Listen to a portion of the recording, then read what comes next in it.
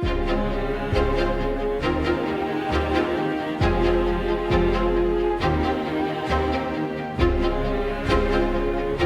right, so if you're in a place where you can do so, go ahead and close your eyes if it's safe to do that. Relax your body and your mind. And we take some very slow, deep, relaxing breaths. And with every inhale, we allow more light and more peace to enter our bodies and minds. And as we exhale, we let go of everything that we do not want. Any tension, any thoughts, any feelings.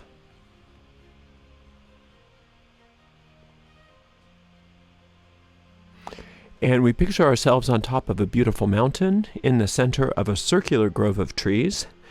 And inside the center of our circle, a bonfire blazes forth, lighting us and the grove up with a sacred golden light. And we recognize that this is the light of perfect love and perfect trust.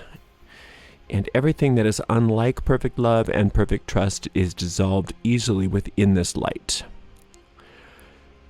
And we are very grateful for this time that we get to spend together. And we ask that the Divine Father and Mother guide us, lead us as we walk on our path. And that everything be exactly as the divine design would have it be. Thank you very much. Together we say, blessed be. All right, it's so good to be here. Now, today I would like to discuss the topic of detachment, and I'm talking about detachment as a magical tool. There's a lot to be said for detachment, but as a magical tool, detachment is very powerful, because what happens is when we want something a lot, and we do a spell for it, that desire is very important. But then at a certain point, that desire starts to run counter to the manifestation of what we want. Very much like if you are really desiring a harvest and you plant seeds, so that desire is really, really helping you, motivating you to plant those seeds. But then when you can't let go of the desire, and you can't trust the process, and you go dig it up and see how it's doing, and then that kills the plants that you've just started germinating. And the same is done to our magic, and that's probably one of the things that causes failure the most, is the lack of detachment, because our consciousness, our focused conscious mind, has power, and a lot of people forget that. And it has power to do whatever we are focusing it on. And most people are focusing their minds very negatively. They're focused on, how do I get out of trouble? How do I get more because I don't have enough? How do I get love because I'm not loved? How do I get companionship because I don't have some? How do I get some money? Everything is motivated by a thought of lack. And so if we carry that into our magic, you can see how that would be destructive to the results. So the tool is to be able to want something with a lot of passion, with a lot of desire, really kicking that up, and then be able to detach from whether or not you ever get it. And then that helps to allow the manifestation to come. And it can be a tricky balancing act to have. Florence Scovel Shinn called it wishing without worrying. I like that. If you learn how to wish without worrying, then you get what you want. Al Manning said you had to want it more than anything in the world, and then not care at all whether you got it or not. And that was the trick. And so this is something, and Aleister Crowley said that you must not lust after results. You must have all passion, all desire, but not lust after the results. So it's a matter of faith. It's a matter of trust. So when we put all that we have into something, all of our desire into a spell, it can almost feel counterproductive to then just withdraw all of our care about it and move on. But what we want to look at it as is that we're not withdrawing our care, we are placing it in the hands of that fertile goddess, of that fertile part of our minds to take over, because we can't do anything after that point. All we can do is plant the seed. We're not responsible for the germination of a seed. We're not responsible for the growth of a seed. We're not responsible for anything other than planting and tending to it once it's come above ground. But if you try to tend to a seed that you've planted, then you will kill the seed. Another way to think of it is, well, many of you might be too young for this, but there used to be a time when we would have to develop photographs. You would take a picture on film, and it wasn't digital, it was film, and then you'd have to take that film in to get it either to yourself. You could do it if you were a photographer. You'd take it into a lab and they would develop it, and they have to develop it in the dark. And if they expose it to light too soon, the whole roll of film is destroyed, and and you have to start over again. None of those pictures are any good. And the same thing goes with us, is that's the power of darkness. That's the good part of darkness, is that when an idea is fresh, when a seed is new, when film is new, it needs to be developed. It's all in the same principle. It needs to go live in darkness, where it's protected from the light, where it's protected from everything that is counter to its tender little moment of mystery. It's all in mystery. It's all in that. If you know anything about the tarot, that's the two. It's the second trump. It's the high priestess. It's all behind the scenes. It's all behind the scenes. There's nothing for us to know about.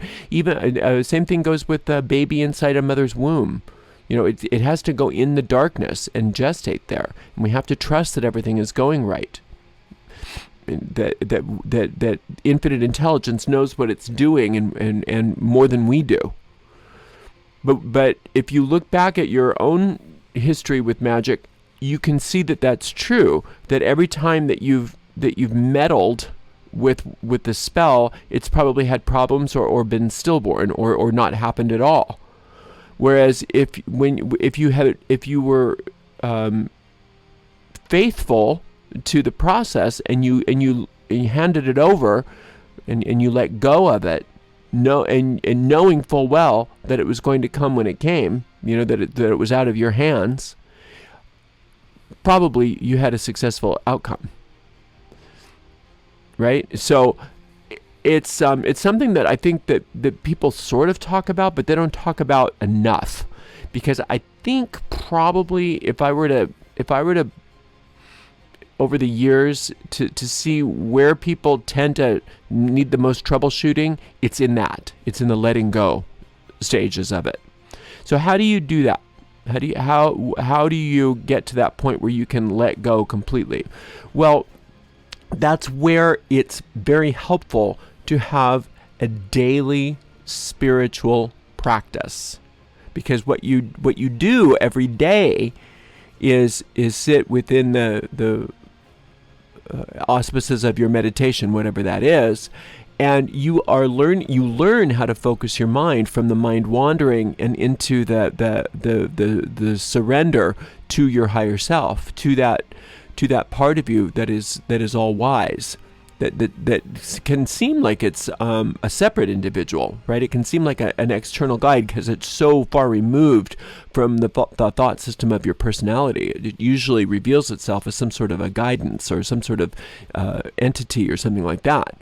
So, but you're usually, if you're doing that every single day, day in and day out, and day in and day out, you have habituated yourself to this idea of it's not my power, but the greater power. It's not my ego's mind, but my higher self's mind.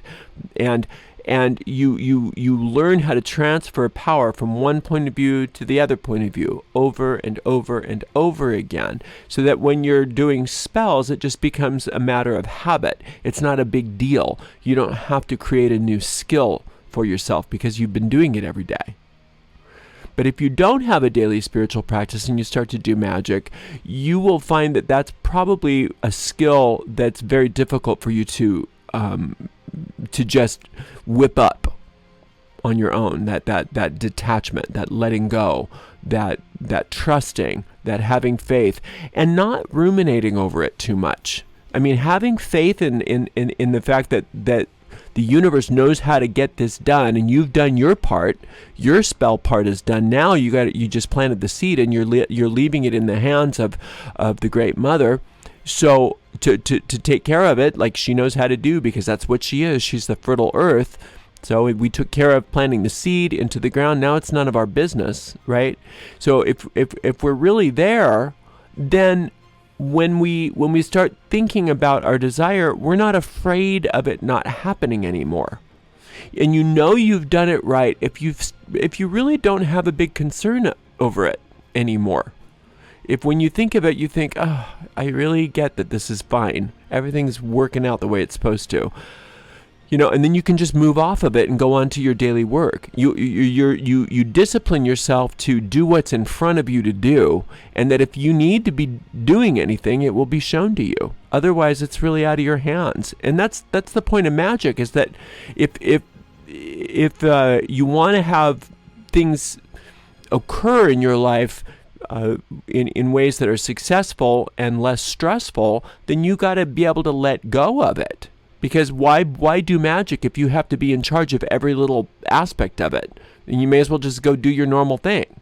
But if you're going to be doing magic for it, there's a point at which you have to say, well, there's obviously the bulk of this is a mystery that I'll never understand. So if I can just let go of it like I'm supposed to and move on with my life, then I get the benefits of doing the magic. If I'm not going to do that, then why bother doing magic? Why not just go do everything myself, right?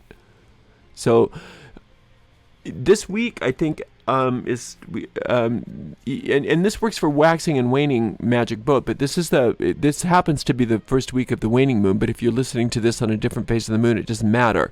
But this week, I recommend that you work on one spell or one objective, something that you really want to see take place, and put your focus on, after you've done what you're supposed to do, put your focus on, how can I detach from this? How can I trust? How can I not keep taking it back? How can I instead of digging up the seeds, how can I move into a greater sense of faith? Well, here's one thing you can do.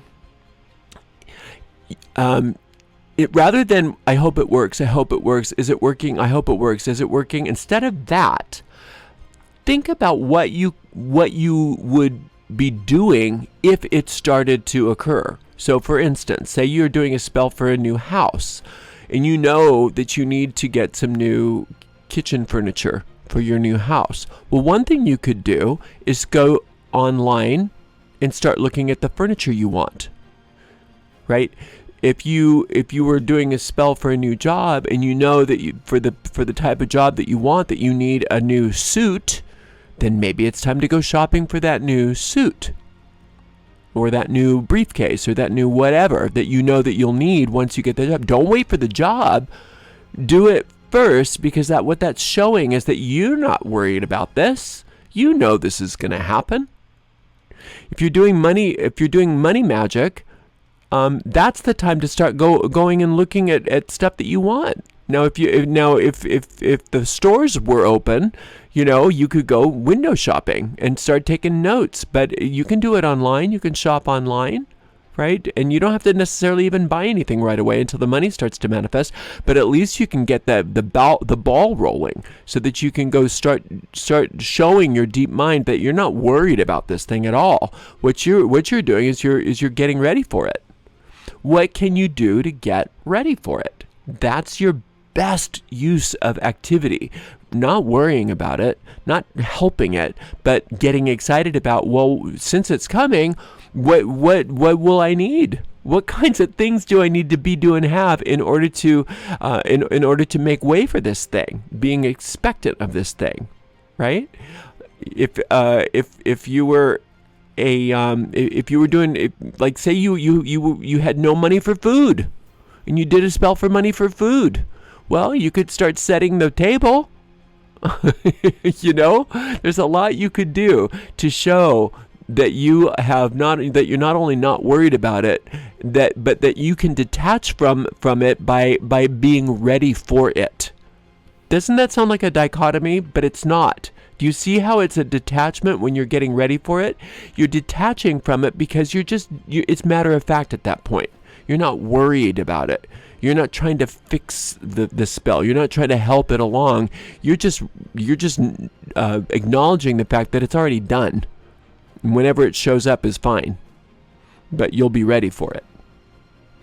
So that's about all I have to say on that. So when you're doing magic, remember, detach from the outcome and prove that you expect for it to happen by doing any of the things that you need to do to prepare the way for it in a way that is obvious to your deep mind that it's already come, or that it's on its way, rather than worrying about what are you going to do when it doesn't show up, or how can you help getting it to show up, or somehow meddling. You don't want to meddle with it. You leave that to the goddess, and you do what you can do.